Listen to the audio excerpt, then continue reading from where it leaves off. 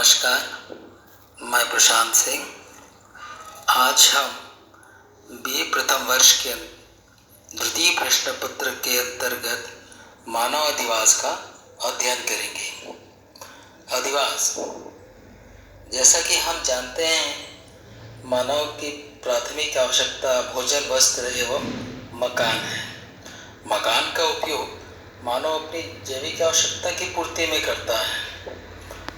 मानव द्वारा निर्मित घरों के समूह को बस्ती कहते हैं। इस बस्ती में सभी प्रकार के घर सम्मिलित होते हैं, क्योंकि घरों के द्वारा ही मानव अधिवास का निर्माण होता है। इन मानवीय बस्तियों में सभी प्रकार के घरों या आश्रमों को सम्मिलित किया जाता है। गृह, मकान, भवन आदि, चाहे वह घास या लकड़ी से बने हो या ईंट या सीमेंट से बने हुए भवन हो। अधिवास के प्रकार, टाइप्स ऑफ सेटलमेंट। मानव बस्तियां मुख्यतः इसके 4 प्रकार होते हैं। उसके बसाहट के आधार पर उसके मुख्यतः 4 प्रकार देखा जाता है। पहला है डिस्पर्स्ड या प्रकीर्ण बस्ती। इस प्रकार की बस्ती में अलग अलग घर बने हुए होते हैं। ये घर घास फूस या सीमेंट कंक्रीट के हो सकते हैं। उदाहरण के लिए संयुक्त राज्य अमेरिका में एकाकी घर होता है जो दूर दूर फैला हुआ होता है। उसके आसपास उसके कृषि फार्म होते हैं। दूसरा, कॉम्पैक्ट सेटलमेंट या सघन बस्ती। सघन बस्ती में घर एक दूसरे से सटे हुए बनाए जाते हैं। घर सटे हुए होने के कारण संपूर्ण अधिवास एक सामाजिक इकाई बन जाता है। सघन बस्ती में ही नगला या पूर्वा, गांव, कस्बा तथा नगर पाए जाते हैं। तीसरा, कंपोसाइट सेटलमेंट या संयुक्त अधिवास। किसी गांव से संलग्न नगला या पूर्वा वाली बस्ती संयुक्त बस्ती कहलाती है। इसके बाद है फ्रेगमेंटेड सेटलमेंट या अपखंडित अधिवास। इस प्रकार की बस्ती में अलग अलग वासगृह बने हुए होते हैं, किंतु वासगृहों की पारस्परिक दूरी अधिक नहीं होती है। जैसे पश्चिमी बंगाल में एक वासगृह होता है, फिर तालाब होता है, फिर उसके बाद दूसरा वासगृह होता है। कार्यों एवं गुणों के आधार पर सघन अधिवासों को 2 वर्गों में विभाजित किया जाता है: ग्रामीण बस्ती या ग्रामीण अधिवास, और दूसरा नगरीय बस्ती या नगरीय अधिवास, rural settlement and urban settlement. पहले हम ग्रामीण अधिवास या रूरल सेटलमेंट का अध्ययन करेंगे।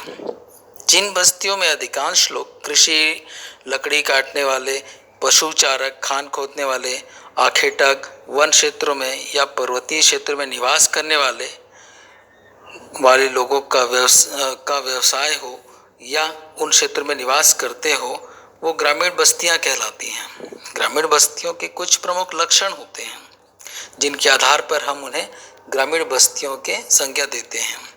पहला है, ग्रामीण क्षेत्रों के निवासी प्रत्यक्ष रूप से भूमि से संबंध रखते हैं।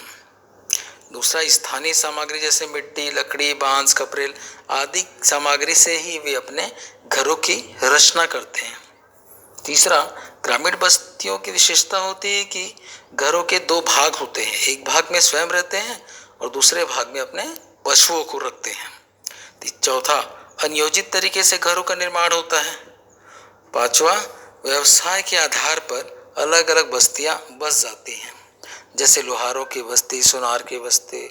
अलग अलग कार्यों के आधार पर बस्तियों का निर्माण हो जाता है। छठवां, ग्रामीण क्षेत्रों के निवासियों सहयोग की भावना से भरे हुए होते हैं।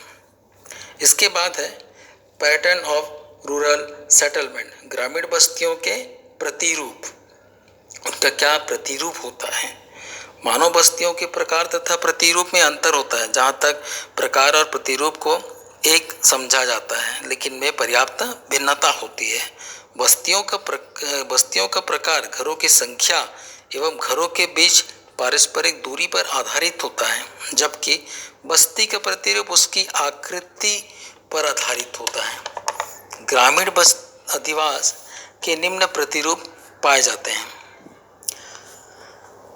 पहला है लीनियर पैटर्न या रेखीय प्रतिरूप।